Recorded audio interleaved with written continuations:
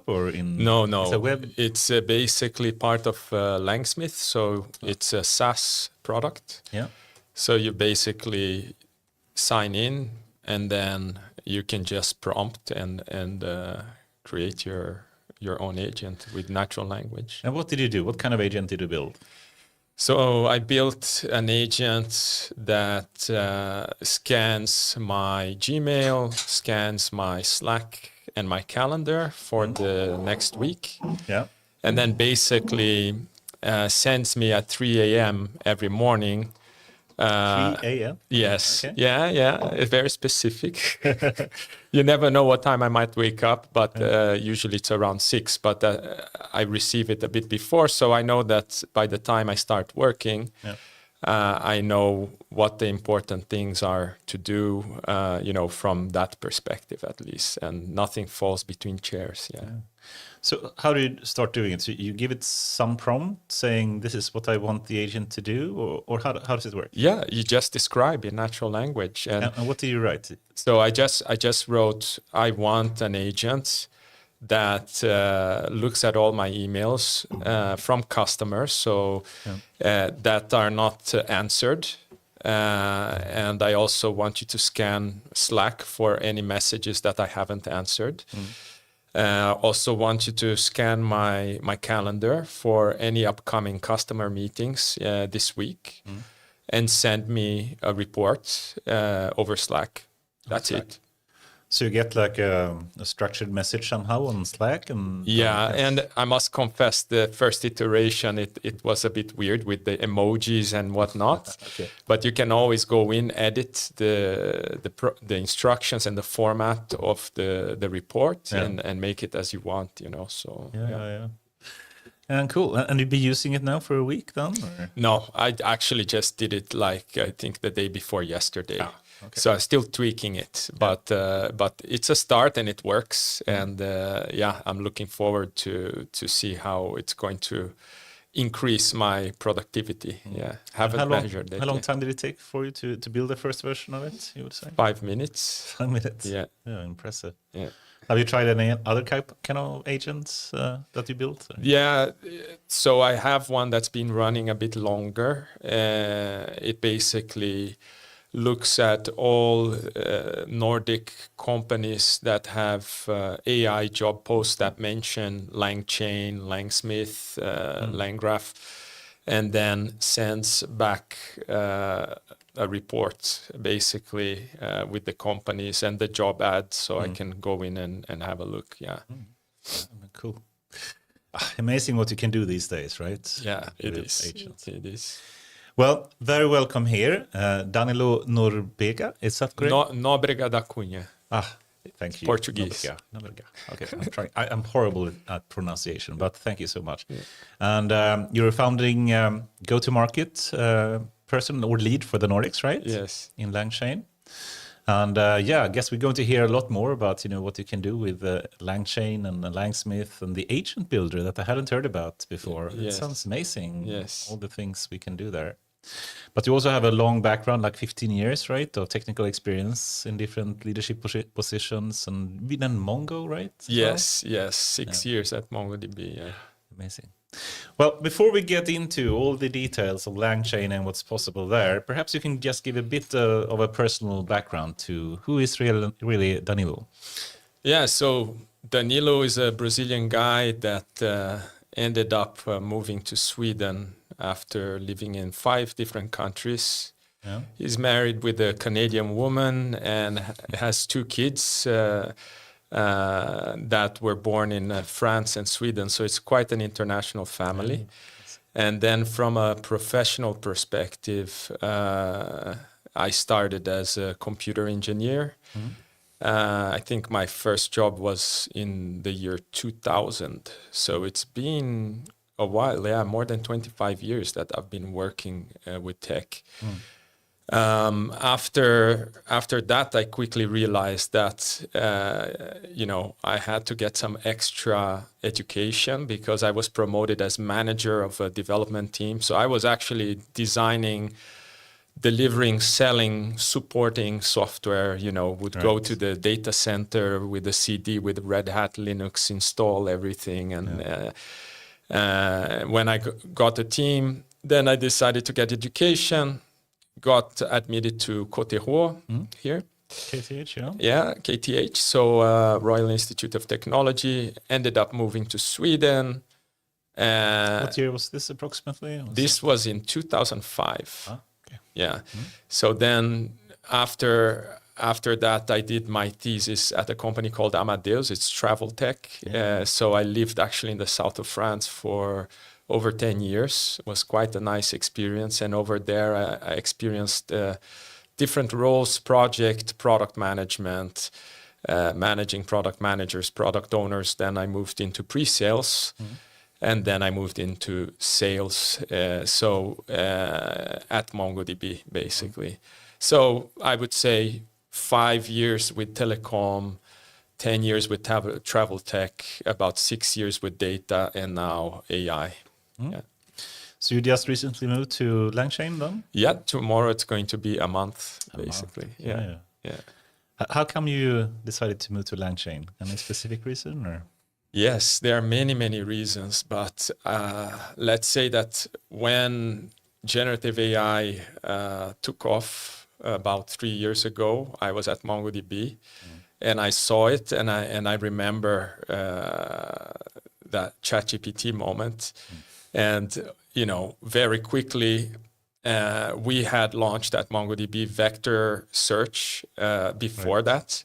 So we started working with a lot of customers with RAG, and so that was like my first glimpse into what was going on. And of course, LangChain was a partner back then, so I knew the company. You met them at Mongo as well. Yeah, we worked together, and then.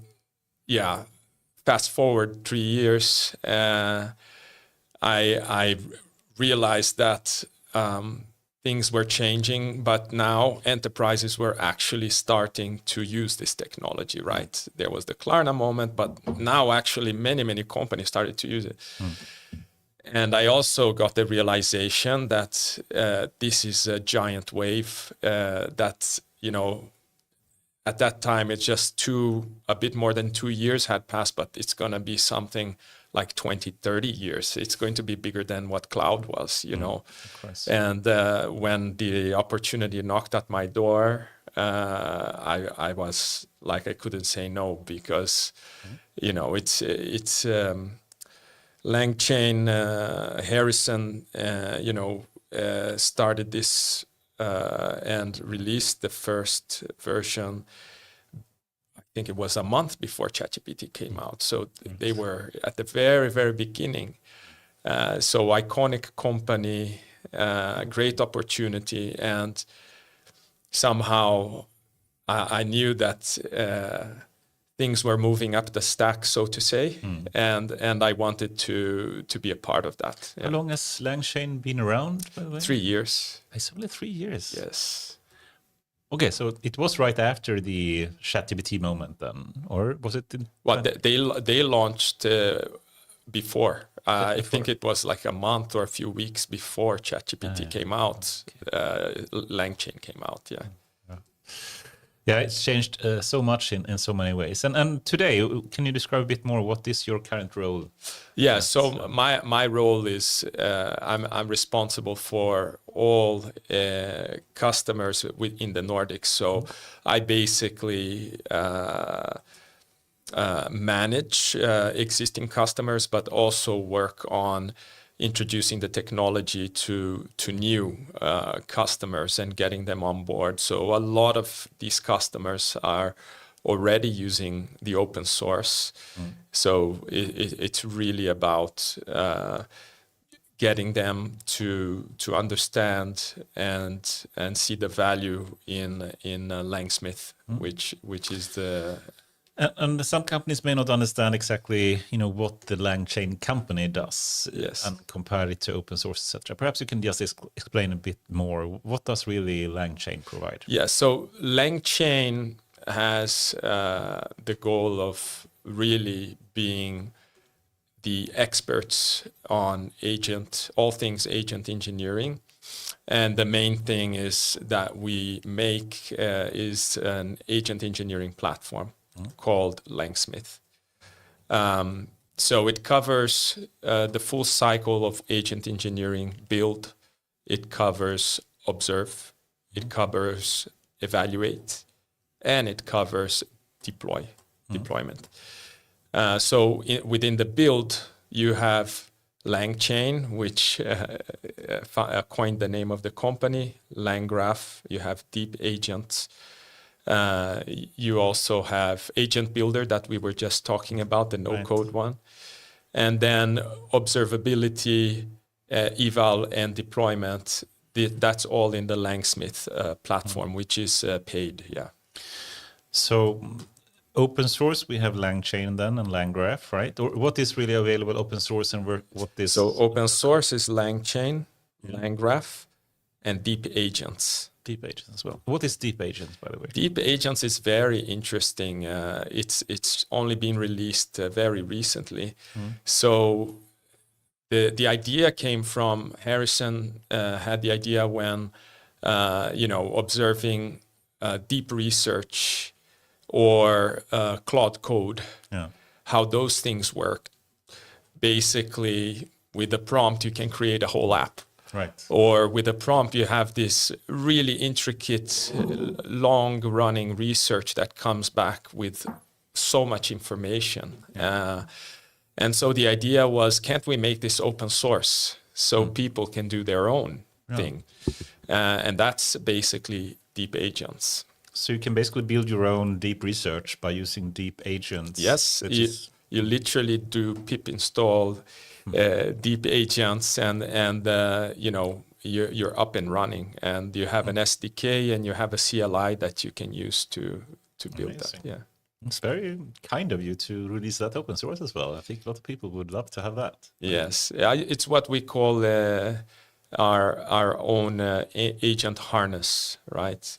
Which is basically, if you think about it, a deep research and Claude Code, they're not really using a completely new model. No. They're using the same model as everyone else, but then it's how you use the model. It's a scaffolding, right? Yeah. And the whole harness, and you can really get much more out of it through these techniques. So the idea was to package that open source and make it available for other people. I personally hate the term scaffolding, meaning all the things around the model, but do you have or how would you phrase it? What do you call the whole system, so to speak, surrounding the model itself? Yeah, so in deep agents case, we call it harness. Okay.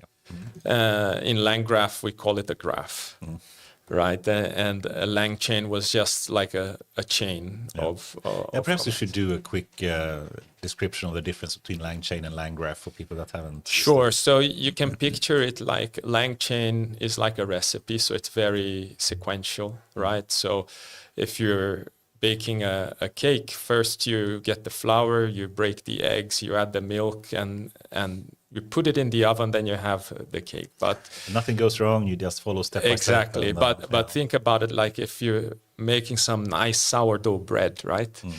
Well, the consistency of the dough might not be right, so you might want to add a little bit more of this or that to get things right. And LangGraph allows you to do that because you have nodes, which are basically functions. You have the edges, which are like dictating like what's going to happen next, and then you also have state with checkpoints at every node, and you can also do branches and you can also do loops. So now you can do if then, you can do while, type of logic, because let's face it, things in the real world, they're not always sequential, right? They're messy, and you need that to kind of control it.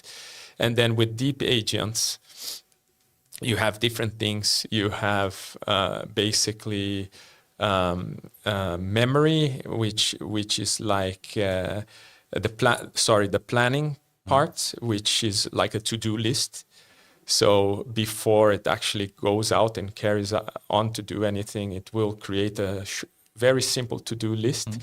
And like a plan for Okay. But funny enough that I mean, if you think about a person, right? If you don't have a to-do list and you're not really like focused, you're gonna be doom scrolling on LinkedIn or whatever, right? So it's the same thing. The attention span of these models is very small, so they need to be kind of taken step by step. And then there's other parts which basically orchestrates and then can spawn children like sub-agents. That run in parallel as well? Or? Yeah. So they're doing actually specialized tasks. And the idea is always not to have context rot, so to say. So imagine if it was only one agent, it would get so big, similar to what I told you before, right? You can mess up the context, or it's not going to be very precise, or it's going to cost you a fortune, right? Because it's a lot of tokens. So by having these sub-agents which are specialized, then they're going to do whatever they're going to do. They're going to then send a summary back to the main one that's orchestrating. And that is basically an optimization. It keeps the context clean, and it also reduces cost and does things in a more efficient way. Yeah. Super cool. And quickly, if you were to describe a bit more the commercial offerings, what do you have there? Yeah, so the commercial, we have basically LangSmith, right, which is the agent engineering platform. So there's Agent Builder, which we were talking about before, which is a no-code agent that creates agents. So you can use natural language to create an agent in 5 minutes, and that's one piece, the build. Then you have LangSmith Observability that can basically observe all of the traces that are generated within an agent. So, every execution underneath the whole trajectory from A to Z, what is happening under the hood, you can see that there, both in terms of latency, but also cost, right? And then it does much more than that, but just the basic for now. And then evaluation, which are evals, which is basically, being able to evaluate these things, can be, let's say LLM as a judge, it can be a human in the loop, or it can be conciseness, or there are many other criteria that you can use. And then there's the deployment part, where you can deploy an agent with one click, basically. And you don't have to use all of it.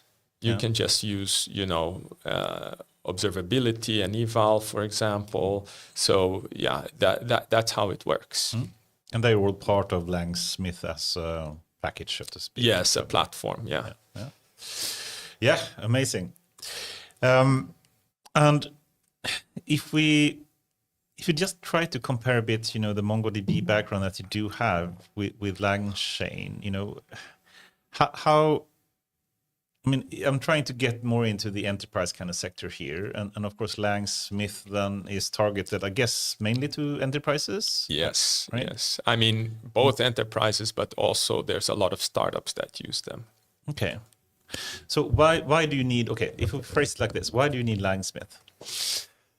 Yes. So that's a very good question. So I think to answer that question, I need to tell a little story before. So the way that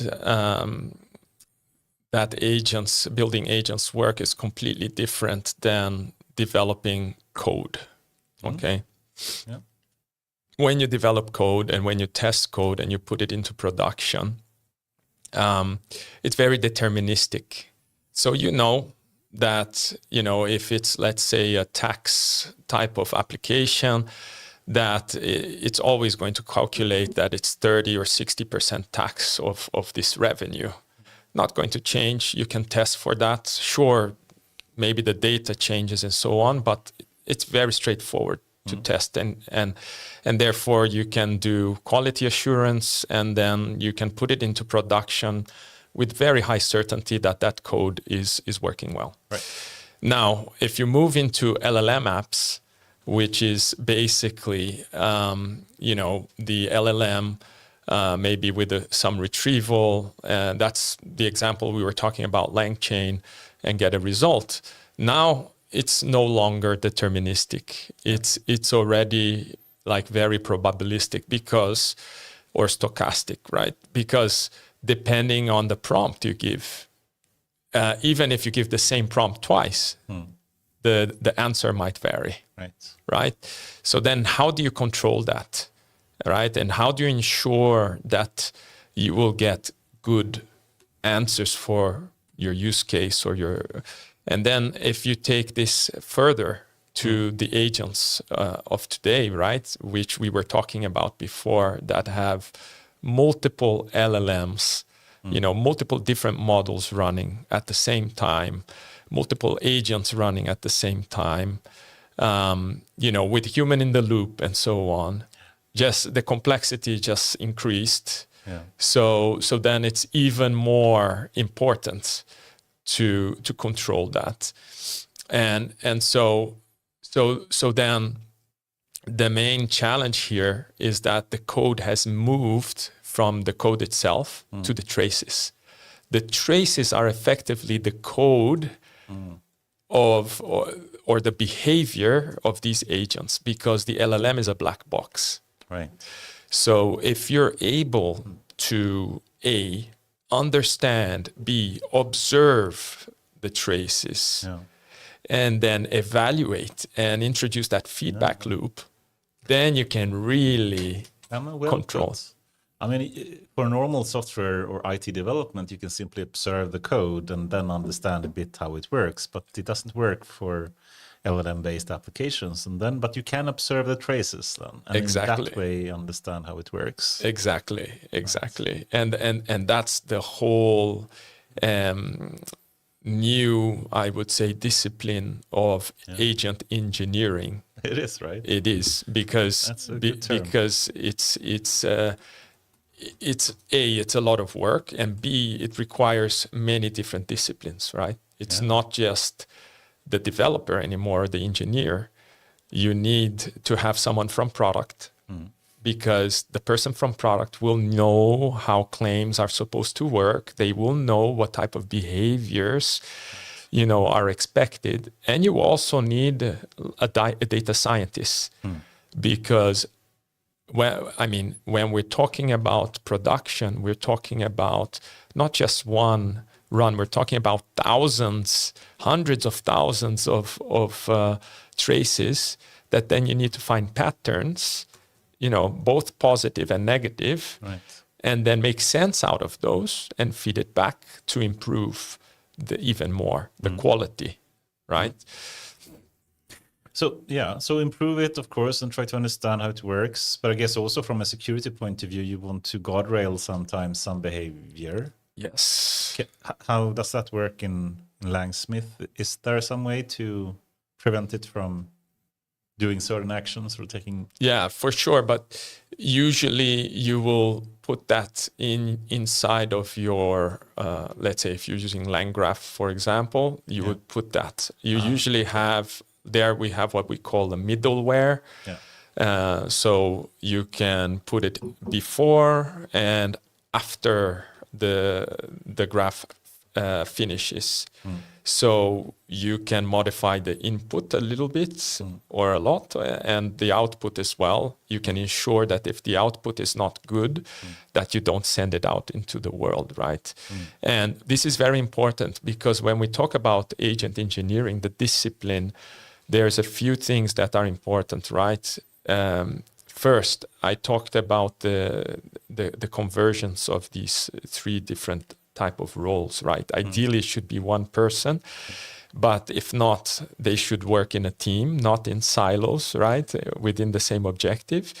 But then you can also set evals to observe certain things for correctness as well, right? I was talking about conciseness, but it could be correctness as well. So you can set whatever criteria you want and observe that. And that means you will get signals.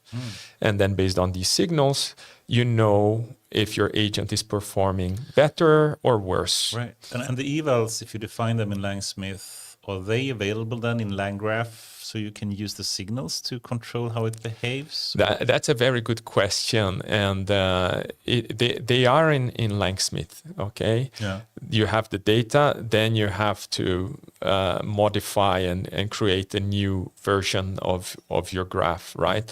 So let's say you modify a prompt. You're going to then observe what happens with that. Yes. And there's two types of observations you're going to do. One which we call offline, and one which we call online. So the offline is something that you get like an aggregation at the end of the day to see what is happening there, and you get some intelligence. And the online is you put something into production right away. You can have the signal. Is this working or not? Is it better than my previous or not? So you can very quickly fall back if you need to, right? Yeah. So, yeah. Okay, and the online is the one that is running directly, right? And the offline is like once per day you get some kind of aggregated metric. Yeah, okay. I mean, super, super cool. And I can see that's being very important to have as well. I would say much more than very important. It's fundamental. It's the difference between having something that is just a prototype that you download to your laptop and you run it once, hey, it works, and something that is production ready. So this is another thing that we say with agent engineering.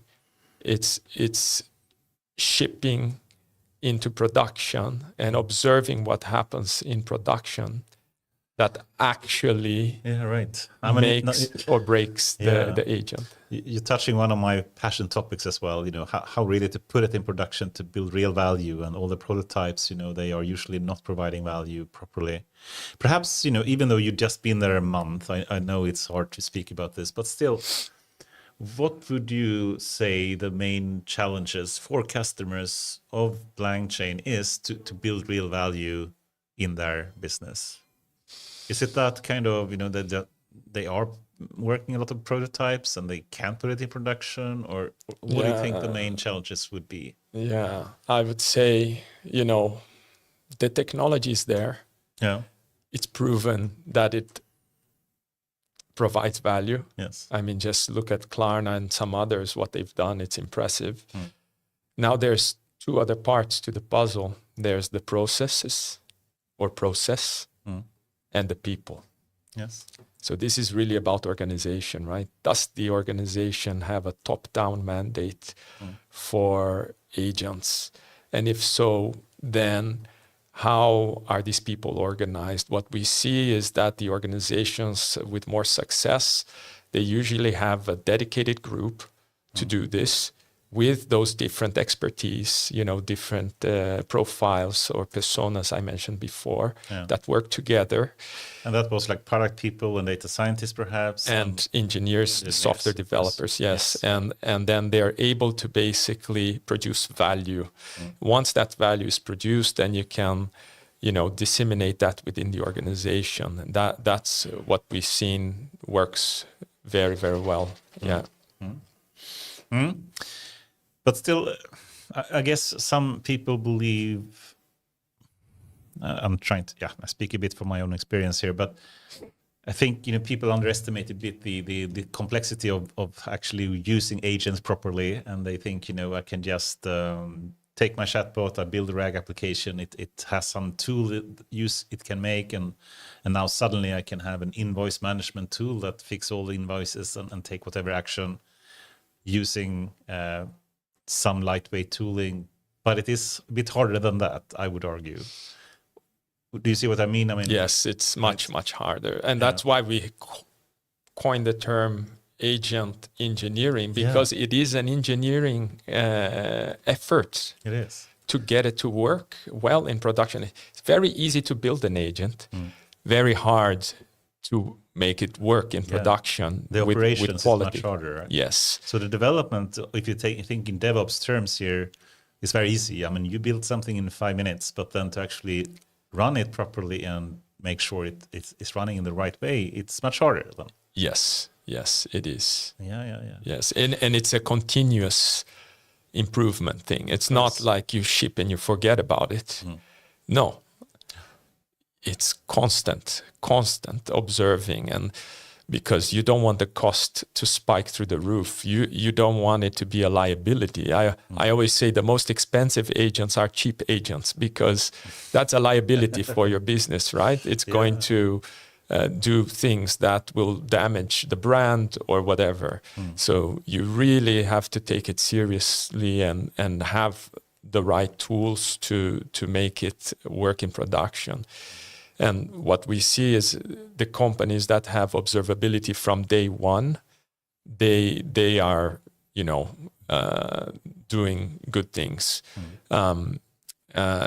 We have a report that we release every year around this, and there's a lot of interesting statistics there. Yeah. I love the term agent engineering.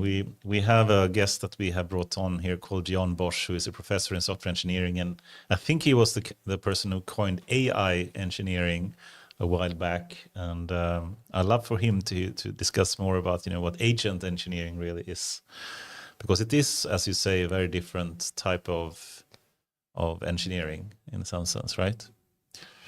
Exactly. Yeah.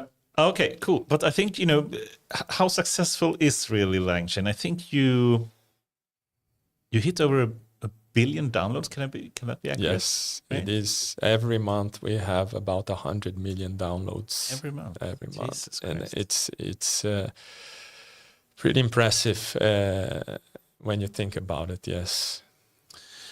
And still, for all the people using LangSmith and LangChain and LangGraph and all the different parts that you do have, that there are a number of challenges, I guess, for getting them to use it. And I know a lot of people that are trying to use the open source versions, and they try to get by without having to pay for LangSmith. But and I think you mentioned it really well. I mean, we need to have the observability and the evaluations that LangSmith provides. Otherwise, it will be tough. But still, then a lot of people is moving to the cloud as well a bit. And perhaps you can just speak a bit about that, because to my understanding, at least, you have a very close collaboration or integration with Google Cloud, right? Yeah. So the LangSmith runs on the managed version, or the SaaS runs on Google Cloud. Yeah. So it seems like it's gotten a significant distribution already, even in the top cloud providers, which is really impressive. Perhaps you can speak a bit more, okay, we see this is what we have right now, and I'm sure you have a roadmap ahead for what's missing today. And I personally is a bit interested in more the security aspects and compliance aspects as well. I'm not sure if you're doing any work there, but perhaps you can speak a bit about, what are coming up for LangSmith. So I can't really talk roadmap here, unfortunately. Yeah. But what I can say is, here in the EU, we have the EU AI Act, right? Yeah. And I think it's great because for agents and for agent engineering, that type of traceability, visibility, and accountability will automatically translate into really well working agents. And I'm thinking while I'm speaking here now, but I think, for any company that is moving more and more into agent-based kind of development, being able to have the kind of traceability of how the system works, I think will be crucial for being able to be compliant with the AI Act, even though the AI Act doesn't really speak about agent engineering, which they should, I guess, right? Yeah, but I don't know if you need the exact terminology, but when you think about it, I remember a few years ago, there were these really lively discussions with politicians and scientists, and they were talking about the black box of foundation models and LLMs, and that it was impossible to understand what was happening under the hood. And then people were saying, but we need to know what's going on, because how can we, create policy or whatever? And the traces right now is the best visibility we have about the behavior and what happens when you poke it in some way, when you give this input and it gives this output, right? And then once you start having more and more input and more output, you actually see patterns emerging. So then you can actually gain a glimpse of what's going on, inside the black box. Yeah, and the more I think about it, if you try to really look inside, of course, a trillion parameter model, that's impossible to really understand what's happening. And the traditional way of IT software development, as you mentioned, by just trying to understand what's happening by looking at the code, it doesn't work. So you can't look at the code, and you can't look really at the parameters either. So the only thing you're left with is really the traces and trying to understand what's happening. But can you perhaps elaborate a bit more? What is really a trace? What can you see in a trace in So you can see the runs, right, which are each individual step in a trace. So it looks a little bit, when you open your file system, I don't know, I don't use Windows for a number of years. I use Mac OS, but I remember when I had Windows 95 and I opened the file system, there was like a tree, right? Like all the folders. It looks very much like a tree. So you start here, and whatever is happening, any LLM that is triggered, any calls that are done by the agent, so everything is tracked. And there's two things that you see there. You see the latency, but you also see the cost. So you're able to know exactly from a trace. So a trace is basically, I asked a question and the agent gave me an answer. It's everything that happened in between. And then you have a thread, which is like the whole conversation, right? So that's a trace, basically, in a nutshell. Sounds like something you need an agent to help you with observing the traces. But that is exactly what an eval is. All right. Yes, it's something that's observing the agent, right? So the evals are basically agents going through the traces, and then from that trying to compute some metric. Or? I behind the scenes, I don't know technically how it's implemented. So I can't say if it's actually an agent. I need to speak to the engineering people for that. But it is what is observing your agent, right? At a certain point, And I saw you also comment a bit about the need for LangGraph and having this kind of state-based reasoning, and not just a LangChain or these kind of sequential programming, if you call it that, almost for agents. Can you just elaborate a bit more? Why do you think we need to have like these kind of graphs with states and different like loops that you can run through potentially? Yeah. So I think Harrison said, he had a quote where the right level of abstraction for agents is not more but less, meaning that in order to have something working really well, you need to have all those things defined, what the orchestration part of it, right? So you can really get the right behavior out of the agent.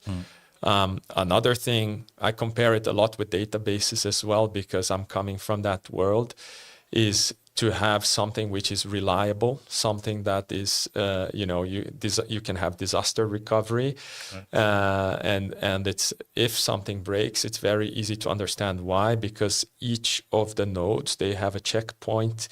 So it's very similar to like a database transaction that is saving information in a log. So if it breaks, it can somehow remember what was going on.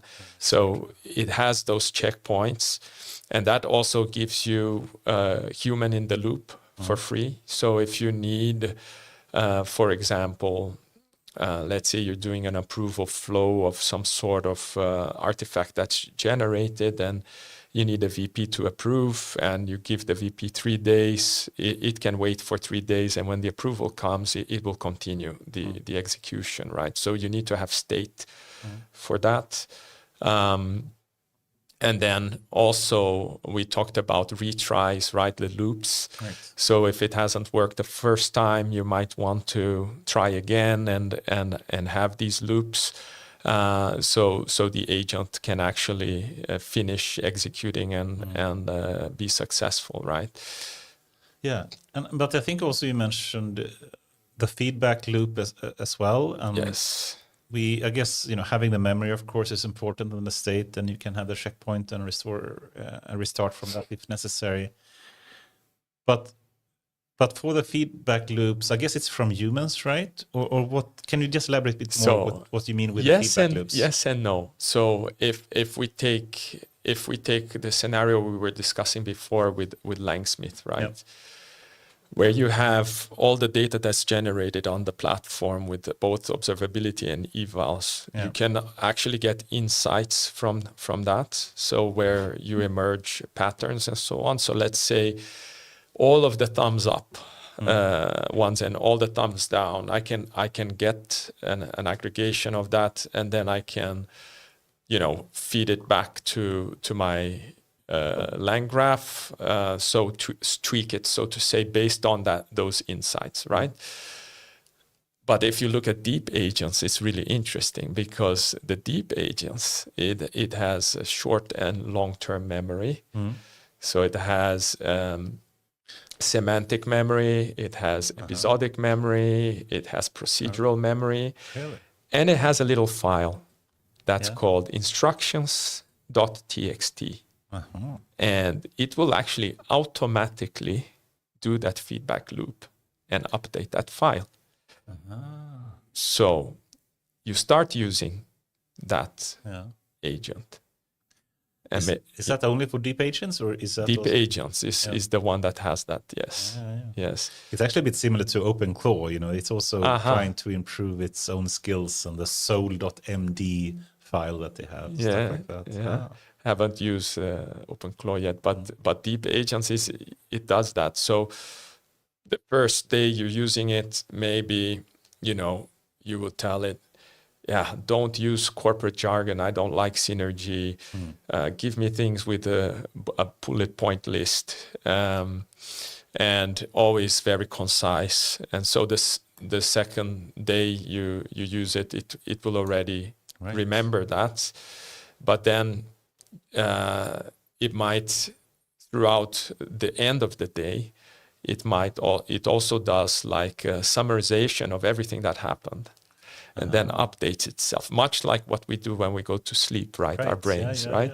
Cool. So and then over the course of a week or two, it really feels like, it knows me so much better, and it does, and it's very simple. It's just a freaking text file that's updated, but it works. It's brilliant. Man shouldn't, it's just saying text file is oversimplifying. I think there's the whole idea. I mean, it is an important part. And what type of memory did you say you had? You had semantic and procedural memory. Can you just go through them a bit and explain what they mean? So semantic is like Danilo doesn't like corporate jargon. He wants things in the bullet list, and he likes things summarized, right? Some personal taste or some kind. Yeah, it's basically like that type of definition. Then the episodic is about experience, and the procedural is about rules. Yeah, so it will take these three different types, and I forgot there's the hot update as well, when maybe during an exchange it will realize, I have to update this, and then it will go and update it on the fly. Okay. So it doesn't make that mistake again. Even in the same session. Yeah. So it's so that's more or less how it works. But the memory, I think, is really an interesting topic, and it is. And I think it's something that is going to evolve a lot more, because if you think about it, where is all the IP in the old software engineering? It's in the code, right? Yeah. But if you take agents and agent engineering, where's the IP? It's the memory. Right. Yeah, of course, there's the architecture, there's the evals, there's the a logic around that. Yeah, but somehow the memory will also gain a certain value, right? The way how you save in the memory would be an IP as well, right? Yeah, I mean, it's a combination of everything, but you no longer have the code, so everything around that's part of the agent somehow becomes your IP, right? So you can sell your memory in the future, perhaps? I don't know. Yeah, I can see that. It's just a thought I had, while I was preparing for the podcast. Yeah, there's a lot of interesting things that don't work the way we're used to, right? In the software world.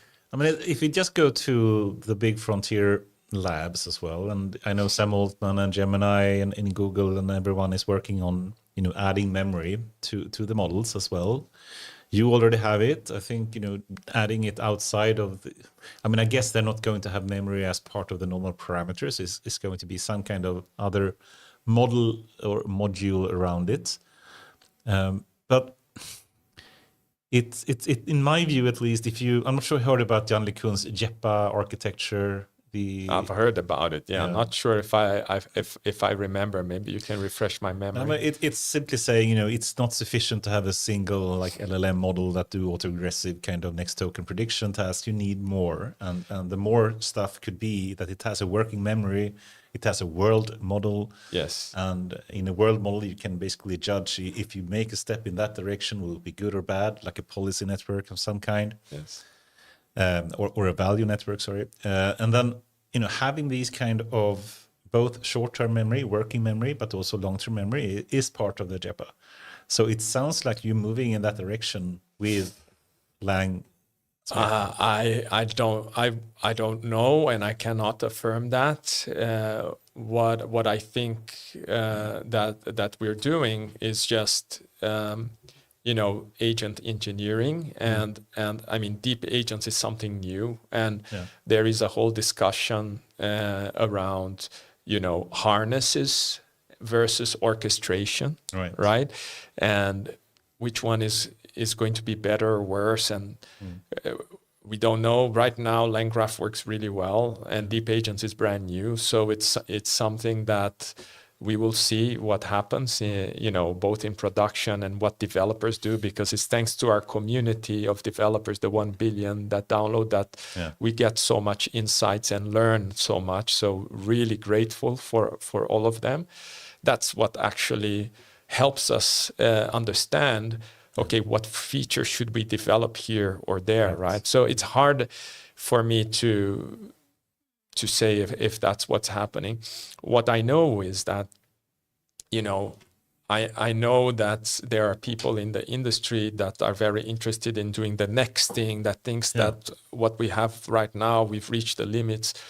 But from an enterprise perspective, it's just the beginning. And already what we have, remember what we talked about, the model, but depending what you put around it, you can get so much value from it. And the companies, the enterprises are already getting value, and everyone's trying to figure out the best way for their organization. So this is happening right now as we speak. So for scientists, I understand.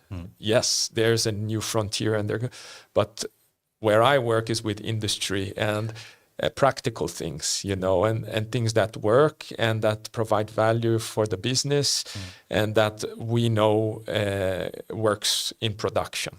So that's what we're focused on right now. And if you were listening to this and you want to try it out, I mean, I think a lot of people then would think, okay, I try a small prototype, perhaps I build something with Agent Builder and then see, cool. But then you want to put it in production, as you say. And what would you say the biggest hurdles there are to really put it in production properly? And because I'm thinking about, they have to use real data that is potentially protected by GDPR, or they may have to comply with AI Act, for example, and they may need to integrate a lot with different systems to have the data available there properly, and they may need to integrate into other systems that they do have. I mean, it's a lot of things that could potentially be problematic. And it could also be the whole change management part of having people that did one thing in one way, for 10 years, and suddenly when having agents connected to it, will have to change. Given all of this, if you were to give some advice for a company that really wants to find value in their company by using LangChain, what would you see are the biggest important points to take? I know it's a big question here. I just need to look at my notes a bit because I don't want to miss everything. Yeah. Yes. So the first thing is quality. Yeah. Okay. So we have right now statistics from our yearly reports that quality.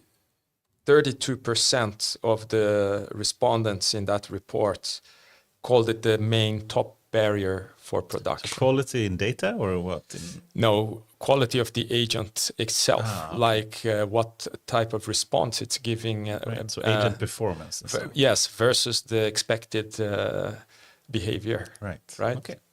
So it's funny because most people would think cost. Yeah, okay. But it's not number one. It's not cost. And cost has even moved down since 2 years ago.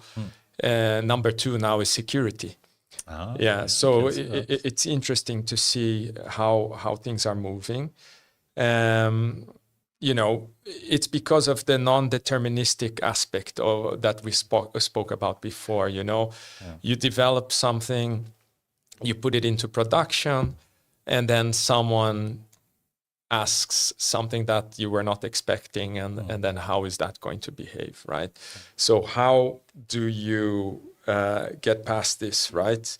But we do have the Klarnas of the world, LinkedIn, we have Clay.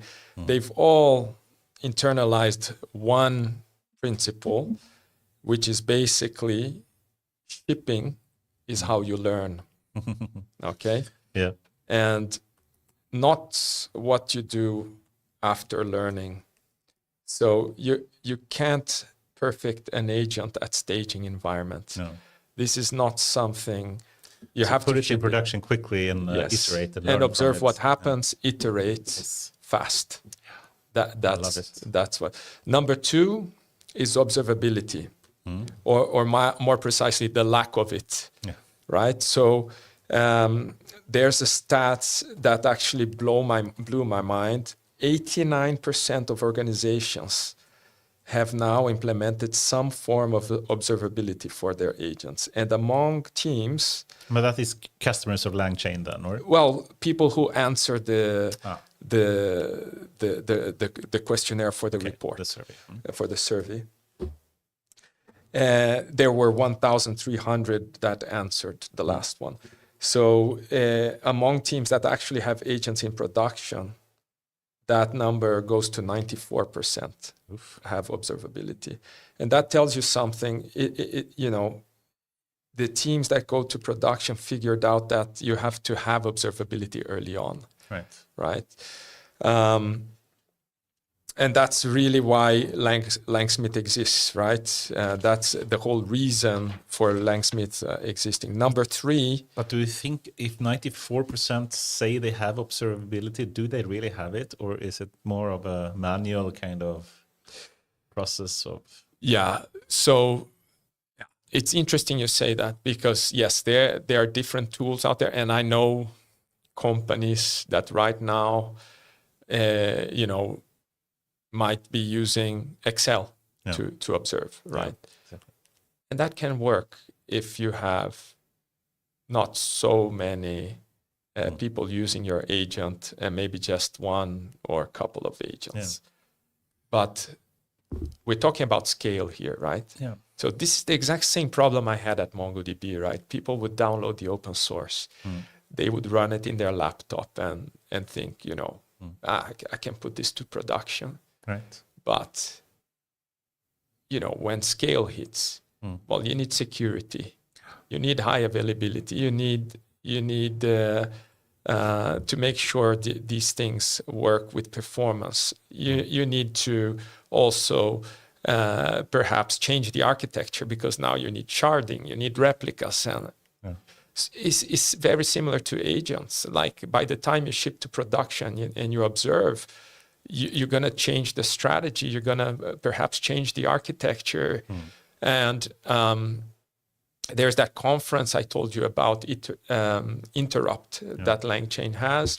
And last year's, there were quite a lot of customers. The videos are on YouTube. You can go and search for LangChain Interrupt 2025. Very soon in May, we're going to have a 2026. And you can see that the customers, by and large, they start with a very simple design. Usually it's the React design. That's just a simple loop, basically. And they iterate, and they get more and more complex. They add, different parts, maybe sub-agents and whatnot.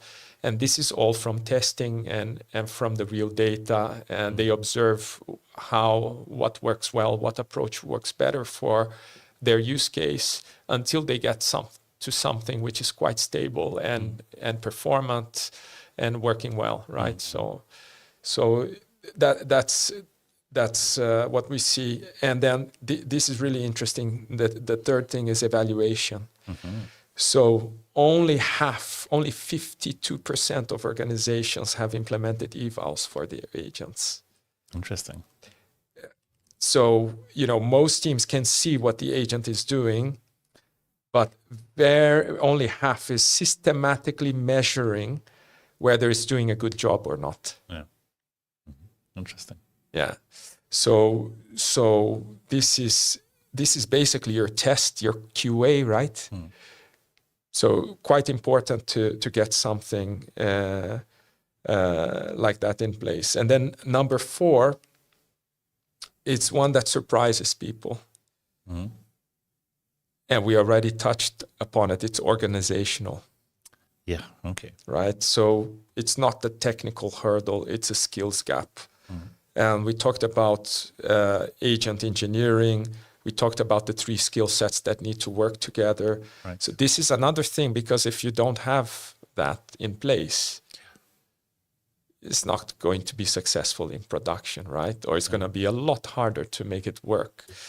And I guess it's not organizational for the development only. I mean, this is for development, we need to have these kind of skills combined, but then also for the users, I guess they also need to have the right culture and mindset and openness to be able to use agents in this way.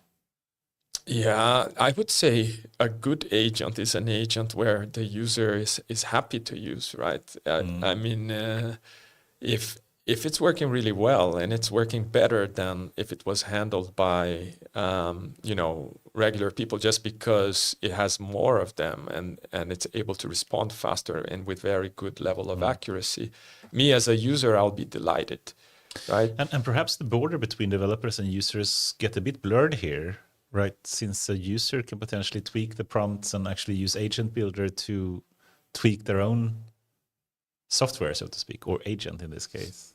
Yeah, I mean, it's a good question, but if you've developed your agent well, it should just work. It should work, and you should be able to guardrail against those things.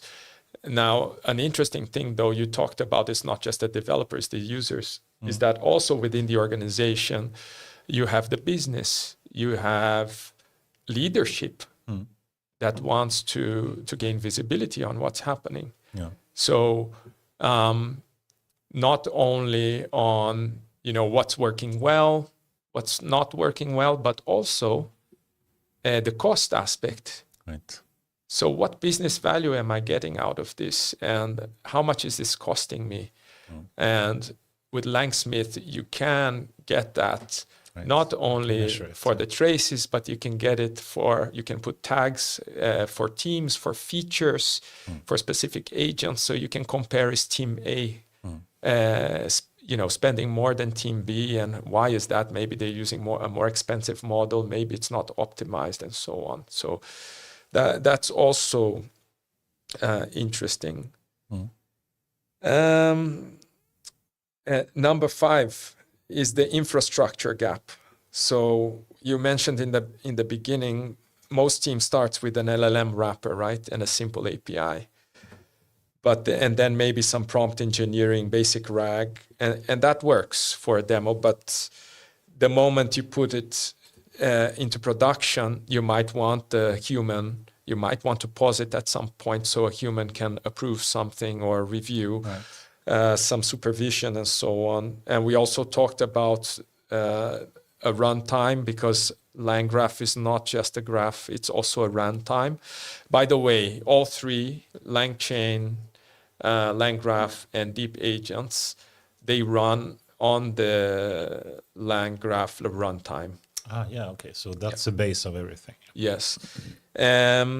So that infrastructure is quite important. The checkpointing we talked about, and that enables you to basically have something which is production ready, not just a toy, right? Because you have disaster recovery, you have all of the things we discussed about before. And finally, there's the pace of change itself. So 70% of regulated enterprises update their AI agent stack every 3 months or faster. But you and I, we know that these models, they're changing almost every week. So, the frameworks also evolve fast. Best practices shift. There are new things we're learning all the time. It's the reality is that it creates paralysis in a lot of teams, and you do have organizations that unfortunately don't want to use AI because they're scared of losing control or not being able to manage it.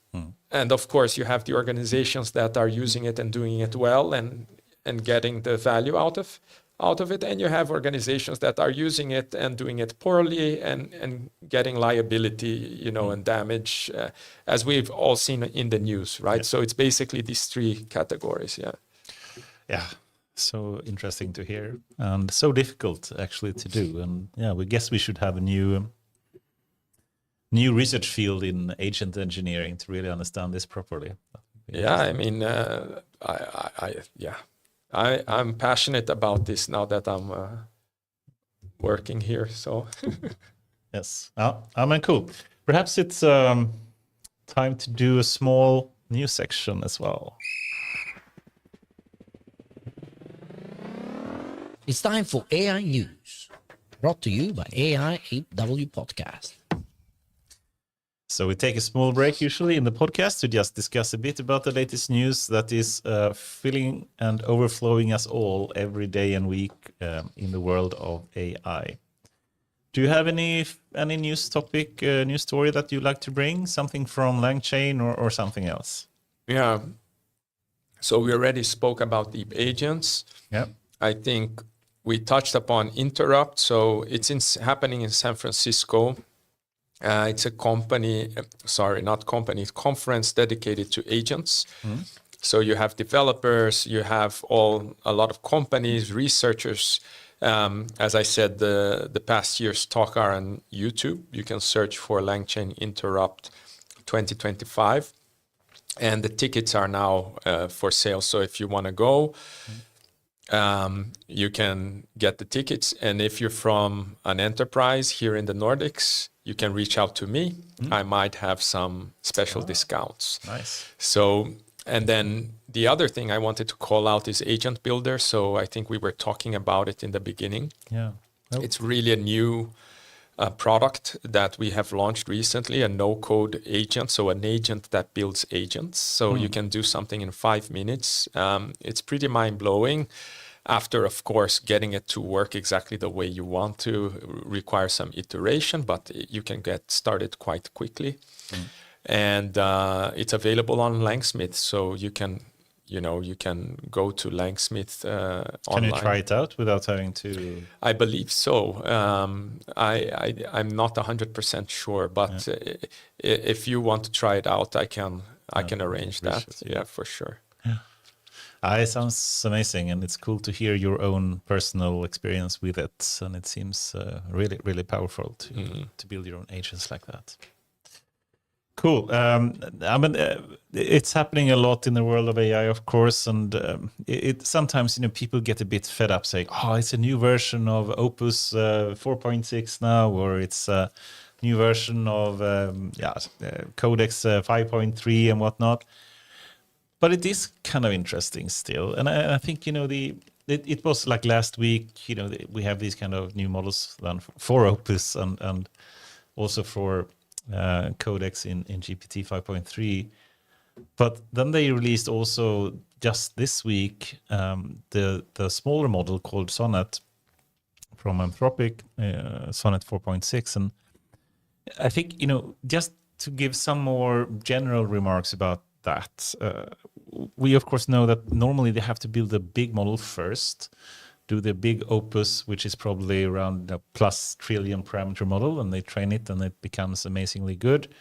Of course, all of these models, including Opus and the Codex as well, is moving into agent space. So they are specifically trained to work in an agent environment and not only in a chatbot kind of environment, so to speak, or in a code assistant environment, but actually trained to take actions properly. And I think this is really interesting. And then they also, if you take Sonnet, which is probably, I'm just guessing here, but 100 to 200 billion parameter instead of trillion parameter, so perhaps a 10th or a fifth of the big Opus model now being released, that is basically almost as good as the big one. Meaning they probably do like knowledge distillation from the big one, so they train a smaller one by simply outputting data from the bigger one, and that way having really high quality data, and they can use that to train a smaller one. But to still see how this Sonnet model, which of course is smaller, faster, and cheaper, and is even better in some use case. So the Sonnet one then also brought up I think it went up to 1 million token window size, which is the Opus one did as well, which Gemini has had for some time. But that also opened up for a lot of things, especially in coding, where you need to have a big context window. They also, of course, have this kind of adaptive thinking, meaning it's not only like saying, I'm going to give a quick answer or a long answer. It actually have some kind of effort measure where it can adapt to how much reasoning it should do before providing some kind of answer. But then what I think is interesting is partly this kind of computer use metrics. So computer use is basically using keyboard and mouse, and they are training a lot on that these days. And being able to use agents to also control the human interfaced digital spaces that we have, I think will be a lot of power in doing so. And now the Sonnet one, even though being so much smaller, is actually on par with the Opus one, and the Opus is the best one in the world right now for doing computer use kind of benchmarks. So many cool things happening, and also another interesting metric is what was it called? GDP val. So GDP meaning gross domestic product, meaning it's basically a benchmark of like 1,000 different tasks that human could do, like build up a financial spreadsheet, dividing some kind of cost according to different cost centers and whatnot, and summarize that properly. And it needs to do that in a very similar way as a human would do it. And then having people judging, in a blind way, in a blind test way, does the agent actually do it as well as humans do? And these kind of models then are, moving very quickly up towards human level performance there, which is both exciting, I think, but also a bit scary, right? Or what do you think about this, that agents are moving up to more and more of human level performance also for taking actions like this? For me, it's like if they can if they can do the boring admin work for me, I'm happy, Yeah. So I actually welcome, I rather be strategizing, being creative, and letting them do the manual work, like scrolling pages, scraping pages. And, I'd rather just tell them, this is what I'm looking for, find it. And it works while I sleep. And when I wake up, I have everything ready for me, than wasting time with that, to be honest. Yeah. I mean, it's interesting, this other metric called METR, M-E-T-R, which basically measures how long time a task would take for a human, and then seeing when can an AI have like 50% success rate in doing a task that take 5 minutes versus 5 hours, for example. And the best models now are up to hours at least, or like they can have a 50% success rate of multi-hour kind of tasks, which has happened just recent months, year, and it's moving very quickly. So it's also going exponential. Is this still on the browser or that you're talking about, or? No, the Metro, it doesn't need to use the browser in this case, to my knowledge. It can be different tasks that it needs to do file and create some kind of a document, but it in my understanding, it also sometimes need to do tasks in a more advanced way. It's not simply creating a Word document or a PowerPoint or something. I haven't used these, browsers with computer use recently, but when they came out, I did use a few. I tried them out, and they were awfully slow back then. I don't know if that has improved or not, but yeah. And they're still very much below humans, and I think people don't realize that, but it is, AI is really good at some tasks, but humans are better than other tasks, and we shouldn't underestimate what humans are good at, and we should of course try to adapt as an organization to make sure humans use or work on things that are humans are good for, and let AI do what they're good at. And memory, I think, is one thing that AI is extremely good at. Humans are horrible at. So let's, divide the work there. Yeah, agreed. So many cool things happening there. And then Grok also came out with a new model, 4.2, and I'm waiting for Grok 5. I think that will be super fun to see when Elon release that kind of model. Goran, do you have any news update you'd like to talk about? I think that the most interesting was that some Altman hired this OpenClaw creator. Yeah. Right. So it's going to be exciting to see what is going to happen with that. It's against the move, I have to say. It's very interesting. Yeah. So we didn't speak about. I think we mentioned OpenClaw the last time, but we didn't actually, because we just named it a bit. But I think it's one of the most interesting things that have happened in a year or so, actually. Of course, models are coming in, but this was something new. This was something interesting. So a single person, Peter, I don't recall his last name now. Peter Steinberger. Steinberger, yeah. Created this open source project called OpenClaw. It was called Clawbot first, and then renamed to Moltbot, and then finally renamed to OpenClaw. Are you using it personally, or? Yeah, I played around with it. It's a bit scary though to use, because you have to give access to your social media accounts and passwords to that, and to the files and to the files on your computer and whatnot. but it's amazing what it can do. And if you take the latest, it was a new model called Minimax 2.5 from China that was released recently, and that one is specifically used to build like PowerPoints, something that most of the frontier models is really bad at still. But this one is specifically trained for it by writing code first to actually build up this. Claude does it quite well. Or that one is better? Have you tried both? Or I haven't tried Claude, actually. I've just seen others try it. But usually, if you do a one-off from scratch, that usually works well. Meaning, if you just want to create a new presentation, that usually works okay. But if I have a presentation, I want to edit it and keep the current style, to my experience, it hasn't worked well. Something that a human would do very, very easily. Yeah. But then apparently Minimax 2.5 is really good at that as well. So it can edit that as well. So and try to keep the style in some way. But so many things are happening. And then the whole acquisition of SpaceX acquired XAI, and XAI have acquired X. And now, Elon is moving into space data centers and whatnot. It's happening so many things. Yes, super good. And I think that there was another thing. I'm just actually checking it right now because Google actually released like a music model, which is called Lyria 3. Oh. It's right now still in beta. It's up to 30 seconds. So I'm just testing it now because I'm deeply into Suno and etc. So let's see if they will manage to bring some competition. Although I don't think it's possible. Suno is like right now on the top level there. Suno is great. Well, cool. So many things are happening in the world of AI as usual. So if let's go back to LangChain a bit here as well.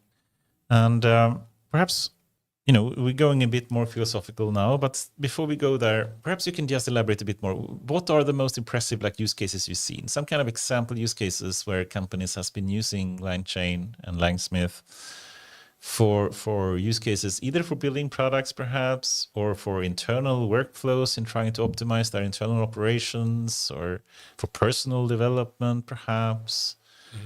Do you have any favorite example use cases? I mean, for me, the number one is Klarna, because it was iconic when it happened, and I think it was one of those inflection points when people actually realized that, this is not just a toy, and it actually, I can actually get value from this, and the numbers are just crazy. Like they published it, right?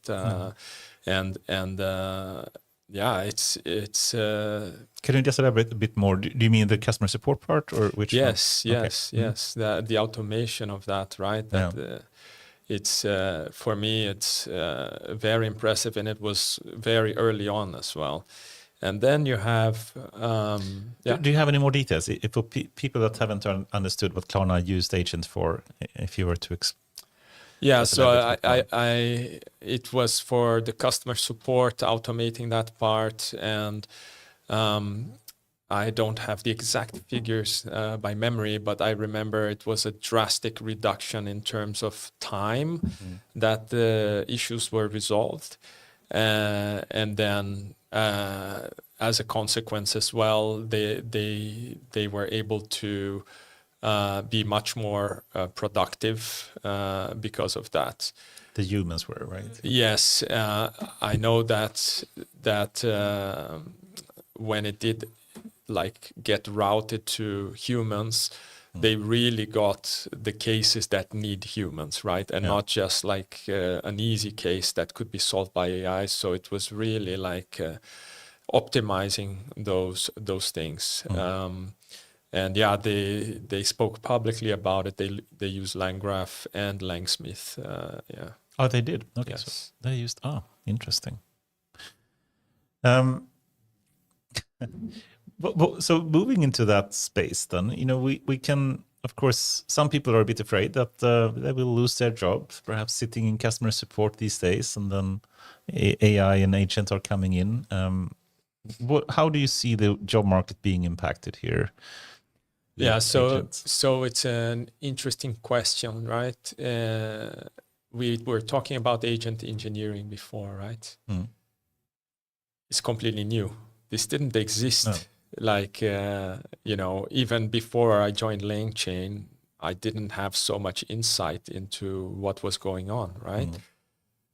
There's a whole new category of people. I mean, if you're in the market and you have somehow a combination of product, software engineering, and data science, you're super valuable right now. Right? You also have new roles that are created because of the shift.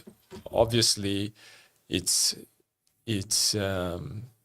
something that is happening, and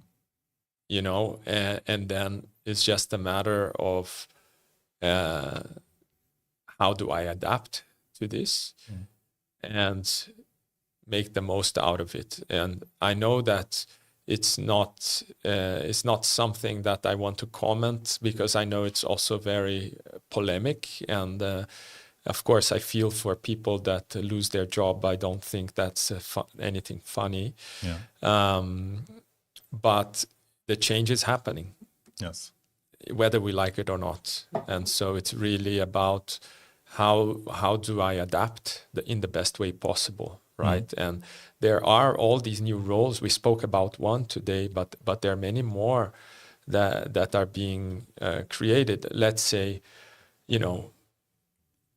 creating things are so much easier right now. So I can create 100 different new images, but now what's hard is actually which one is the best.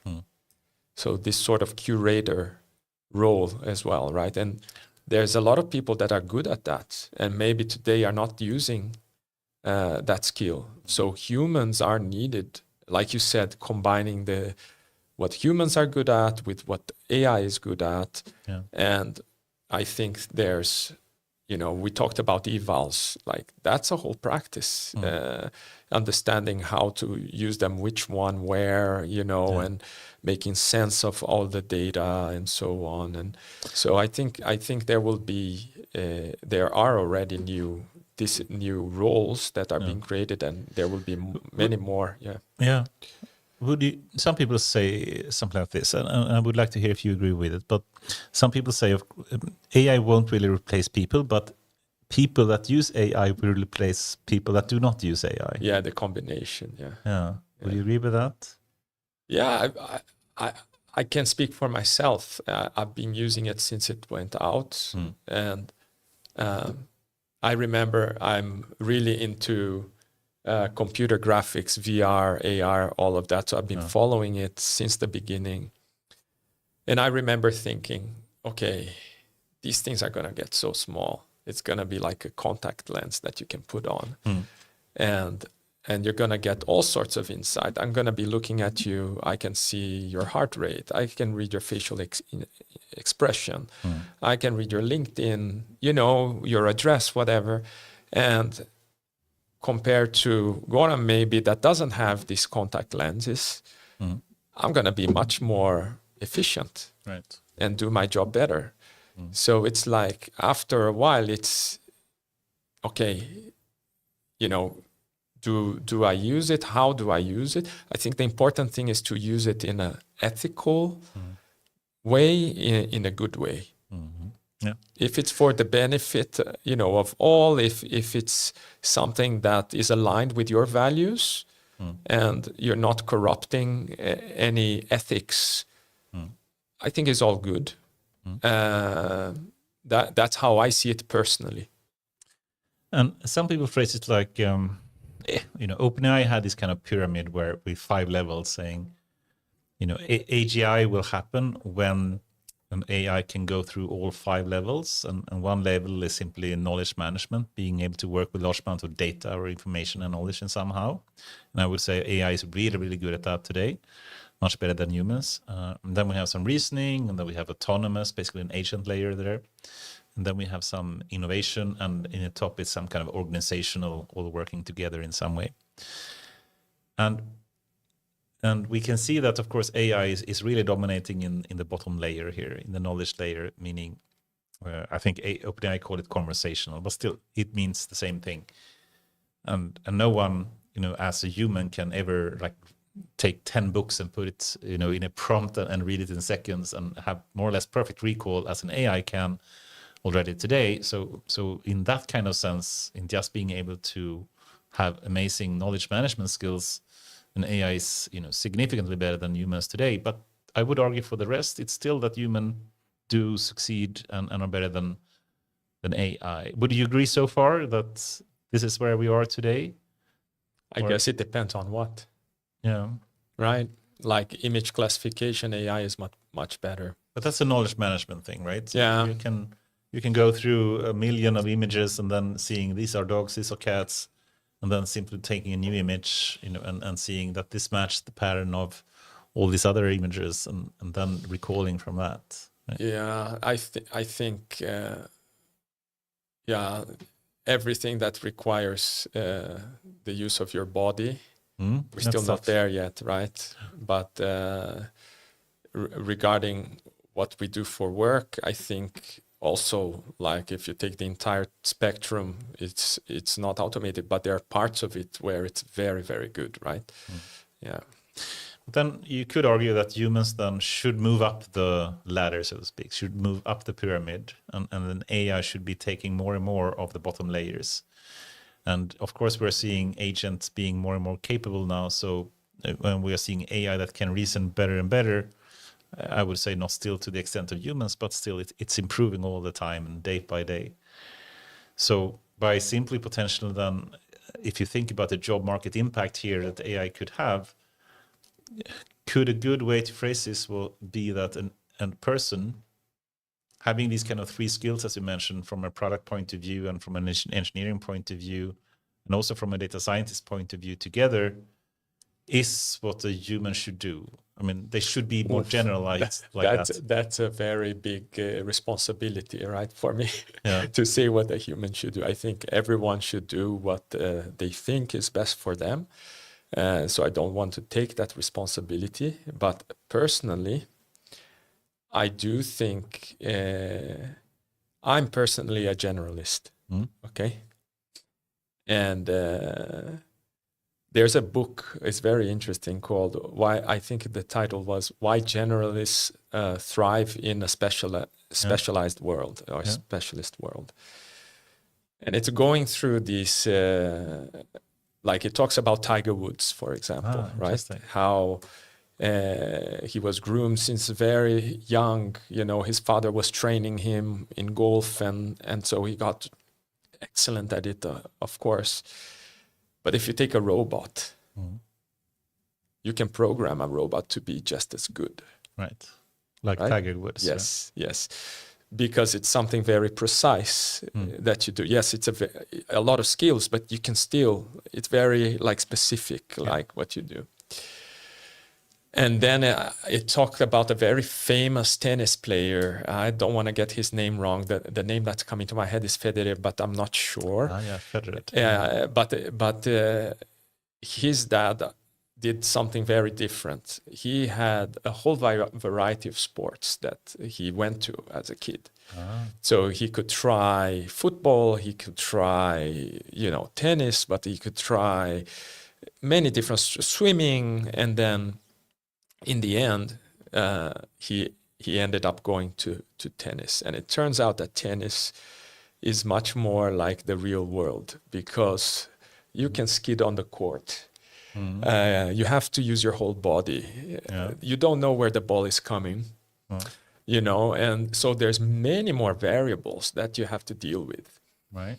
And turns out, like for him, that was the best sport, right? If we think about the world today, in my point of view, is that AI is very good at specializing, right? Yes. And I think it's not the how that is going to be valued anymore. That is being automated. It's the why and the what. Yeah. So it's about defining things. It's about strategy and also creativity. Right. And I would argue that's more of a generalist type of. But that aligns very well with the pyramid because, as you move up the pyramid, in the top you have the CEO basically of a company that is really is a super generalist in some way. It's even like a politician, there are normally super generalists and they have to make decisions about a lot of things that they don't know nothing about. And still they have to thrive in some way. And as human, you may not be a super expert in how TypeScript like language works, but you know at least how a product works or should work at least.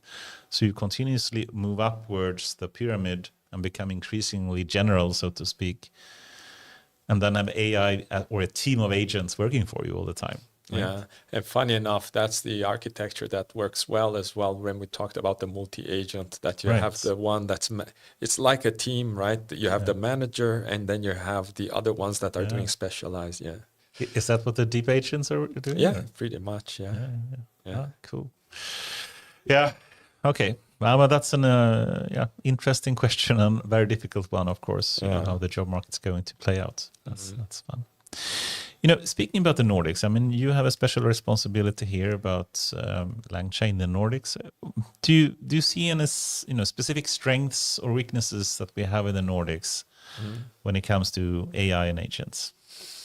I think it's a very interesting market, and I think it's a market that maybe doesn't get all the glory it deserves, because I mean, you look at Spotify, Klarna, King, Ericsson, all these companies that have been created here, which are now like global and category defining, a lot of them. There's a lot of talent here, which means that the founders of these companies, which are now very wealthy, they are obviously going to finance new founders here. I think it's a place where a lot of interesting things are happening. What I like as well from the big enterprises that are already here, it's always very pragmatic, right? So no one is jumping at the new shiny thing. Everyone wants to work with what's actually giving results and working. At least in Sweden, the whole lagom concept, it's a lot of pragmatism, which is good. And the fact that these companies are already working with agents and are implementing this, everyone, you told me how long you've been working with AI, but you take like big companies like IKEA, H&M, they are publicly speaking about AI for years now. So they're well in it. It's not like they're deciding, are we going to do it or not? No, they're like in second order type of questions, right? Like what works? So for me, it's very interesting in that sense, because the adoption, in a way, at least for the open source, for sure, it is already there. And then, people are already seriously looking at what they're going to put as a platform for observability and evals, like we discussed before. So this is happening right now. This year things are happening. It's not like next year, and it's very interesting to see. The companies are all very forward thinking. I definitely enjoy working in the Nordics. I think it also has a big advantage when you think about AI. I mean, if we take a little bit outside of agents, data centers, for example, right? There's already quite a few, and there's more being built now because of the energy that's available, but also we have free air conditioning, right? It's like you can really have efficient data centers running. There's a lot of, maybe not a lot of people, but a lot of intensity. So it's lots of talents. I would say lots of talents, for sure. Great universities, and I think adoption of AI is. I think Sweden and Denmark is in the lead in Europe at least. So it's, it's a lot of positive signs. I think for Sweden. Cool. If we were to move even more, how you spoke a lot about like traceability and the need for that, and in some way also you could argue that we need to trust agents and AI in some way or form. How do you really do that? I mean, I guess traceability is a way to just gain this kind of extra trust. Or how and why how can you as a company say, okay, I'm going to turn over all my sales processes now to a Langsmith agent? How do you really build that kind of trust? Yeah, so trust is about knowing, right? You need to know that it works somehow. Yeah. I remember when I moved to Sweden, the president of KTH at that time, he said, the Swedes are like a ketchup bottle. Okay. So you try to get the ketchup out, it doesn't come out. You really have to tap, and all of a sudden, everything comes out. And he was talking about how to become friends with the Swede. And he said that process can take anywhere from 1 to 2 years, right? So they really need to get to know you and trust you and so on. It's a little bit similar with agents, but I would say it's a lot faster, right? So you need to make sure that the behavior is according to what you would expect and that you're actually getting the business outcomes that you set to get, right? There needs to be a net positive there, hopefully much more than what you would expect. And the way you do that is by observing, is by measuring, by evaluating and iterating, and by shipping fast, right? With that team that we talked about. Yes. So you need to start somewhere. It's not going to be perfect from day one, but as long as you observe and you learn with those feedback loops and you make the necessary modifications soon enough, surely, hope and slowly you will get to a place where it will be production ready and it can work. Others have done it. The numbers are out there. So it is possible. And I see a lot of companies now running to do that with their internal processes. So we always talk about internal use cases and customer facing, right? Yeah. I think the customer facing one is always a little bit, people hesitate with that because there can be damage and so on. But the internal ones, I think, are the ones that people are starting first. And that's a good approach to start with the internal ones. And learn how it works. Once things are working well, then go to external facing, right? But yeah, that's what I see happening. Where is the limit for you? If you had an AI or an agent that, for example, works as, let's say, a doctor, and you get diagnosis from an AI, would you today trust an AI more, or would you prefer to have a human? It's funny you say that. Once a year I go to Neko Health. Yeah, you do? Yeah. Oh, okay, interesting. Yeah, you go on as well.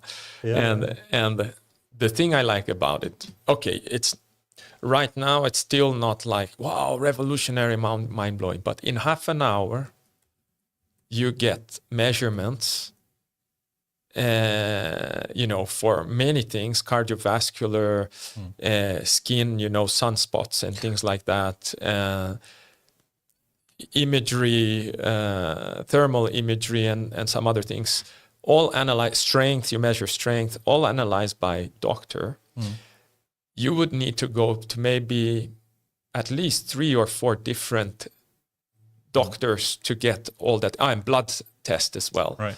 So in half an hour, they get all that data, they compile, and they tell you everything looks good. Yeah. Or if something doesn't look good, we're going to review it with our team, and we're going to get back to you. So it's very efficient. So instead of 5 appointments or 4 appointments, I'd go in one with half an hour.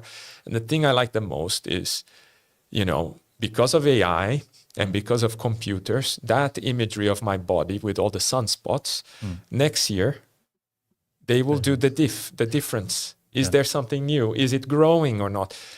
And I'm sorry, you cannot do that as a human, because some people have thousands. And how you... Yeah. The interesting thing is that I have been 3 times, and on the third time they managed to find a difference. It was just one, and I have a lot of them. After 3 years, one, and I was sent to a doctor, and they basically checked it, and essentially it was nothing serious or something like that. But in Sweden, immediately they remove it if they see that this is something could potentially be. Yeah. But that service you don't have. That's perfect. Yes. Good preventative. In 15 minutes. Yeah. Yeah. I mean, this was a perfect example of something that AI does really well, which is go through a huge amount of data and do knowledge management and, being able to find these kind of differences, right? Combined with the humans, right? You have the doctor, which is supervising, and then, of course, you go get a deeper look, right? But isn't that a perfect example of humans getting more generalized? That they have a single doctor in this case that is more general, doing what 5 other doctors needed to do separately before. Now with a single doctor, they can, with having AI augmentation, do the same work. I would say that even if AI wasn't there, you still would go to a generalist, and after they send you to specialist, right? It is already like that in the health system. The difference is that you would need to go to 5 different appointments maybe, and here you just go to 1, right? So they're not doing any specialist. Maybe, the skin, yes. You are right. Yeah. So in a way, I guess it makes sense. Yeah. Yeah. So many things are going to happen, and I guess we will slowly build trust with AI and agents for one service after the other, like healthcare, of course, but in so many other cases. I would personally, if I do my finances and do the bookkeeping and whatnot, even today, trust in AI even more than a human. So. Excellent. I will take that bet. Okay, sounds like you had a bad experience, Goran, but interesting. Cool. Danilo, it's been a true pleasure to have you here. I would like to end off on an even more like philosophical level.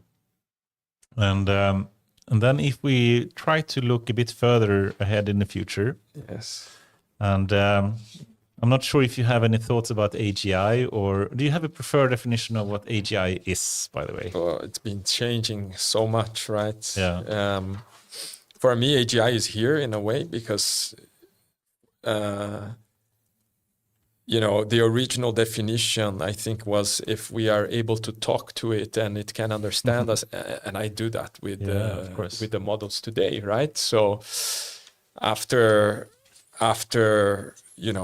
I don't know what definition people have, but for me, it's already super impressive what's already here.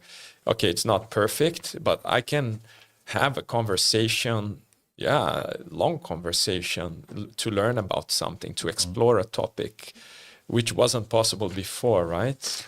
The Turing test, just being able to understand and speak like a human, I think is passed for a long while back.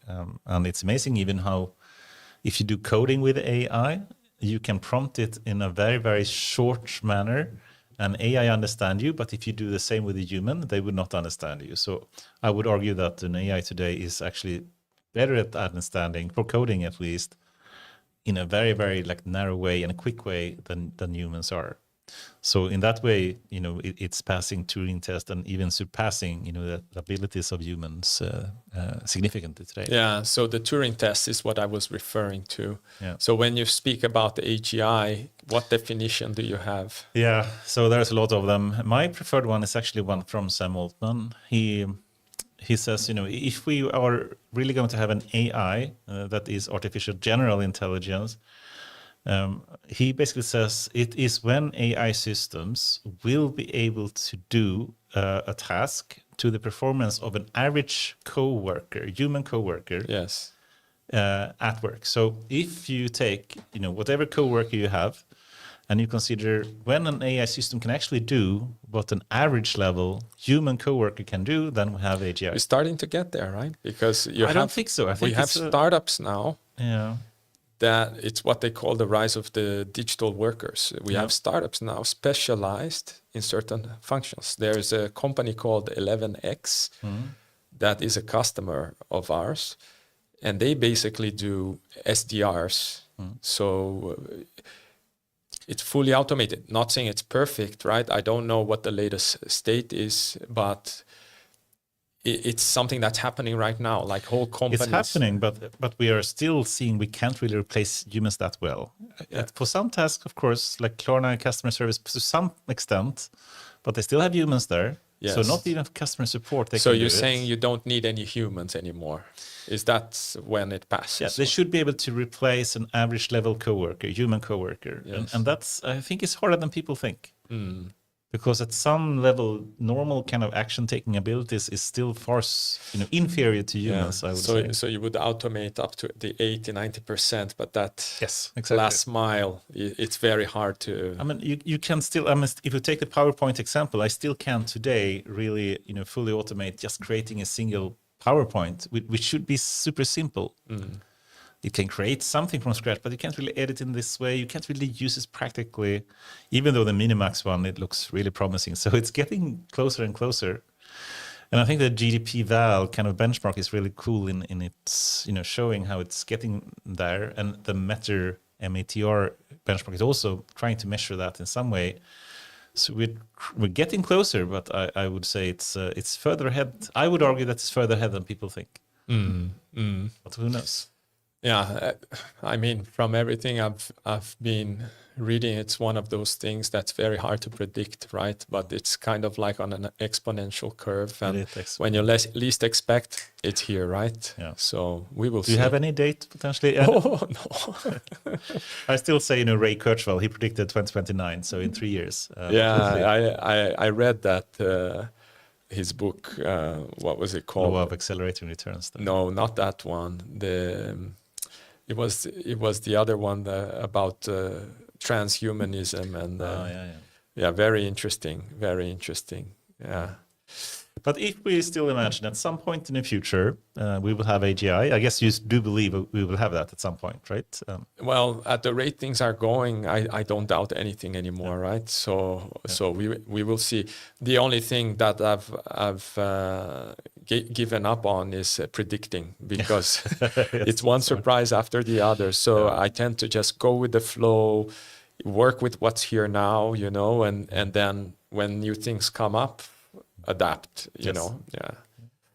But we can think about it in two extremes. It could actually move in a very dangerous direction where humans could be abusing the extreme power that AI provides, and it could move towards the dystopian kind of future where the Matrix or the Terminator kind of vision will happen when machines try to kill all the humans. Or it could be the other extreme of some utopian future, what Nick Bostrom wrote about in Deep Utopia, or what Elon Musk calls the world of abundance, where basically AI solves, health issues like being able to cure cancer, and it fixes the climate crisis that we have. It fixes the energy needs that we do have, and how we can use fusion energy and whatnot, and simply, as he say, move the cost of products and services towards zero. Yeah. And then it means that anything you need in terms of housing, in terms of food, or even entertainment could be free. Yeah. And then you don't need to work, and you can work if you want to, but you may not need to. And it becomes a Star Trek kind of future. Right? Yeah, I think these are very fun thought experiments, but every time I'm offered a binary solution, like it's either going to be this way or that way, I get suspicious. But in that spectrum, though, if you do believe it's somewhere in between, perhaps, where do you think we will end up in 10 years, for example? For 15 years? It's hard to predict, and second, this is like a personal thing, right? Yes, of course. But if we look in the past, like fire, the tools, all of these technologies that we were able to master, they all can be used for good and bad. Right. And overall, so far, we'll be managing that, right? No. So I think the most important question is, what are we doing right now? Because things build on top of each other. Mm. And so if we are doing things right now with the AI that's available today, in a responsible way, with being able to audit, trace, understanding why things are happening. If we do this in a good way, I think we are in a good path for that good future. I think we cannot neglect, because whatever happens right now is what's going to lead to the future, right? So I think the moment we're living right now, maybe not many people pay attention to it, and we're talking about it in a podcast. Maybe a few years from now, they will say, "Oh, this was a crucible moment in history," because we established this law and that law and these standards, and because of this we were able to avoid that. I don't know, but I like to focus on the present, because if we think too much about the future, it can create anxiety, or it can create other sorts of feelings. So focus on the present, do whatever we have to do with AI right now. Things are going to evolve fast, so navigate the best way possible. Adapt to it, and adapting is something humans are really good at as well. Yes, right? Yes. Yeah. But it sounds like you're positive about the future. Right? I'm an optimist, so good. Me as well. Yeah. Thank you so much, Danilo Nobrega. Yes, very good. It was a true pleasure to have you here. I wish I could have learned more about the future of LangChain. I'm sure it will have a lot of cool features coming up soon. And wish you very best of luck with that. So thank you so much for coming here. It's been a pleasure to talk with you. Thank you. It's been a pleasure to be here. Thank you.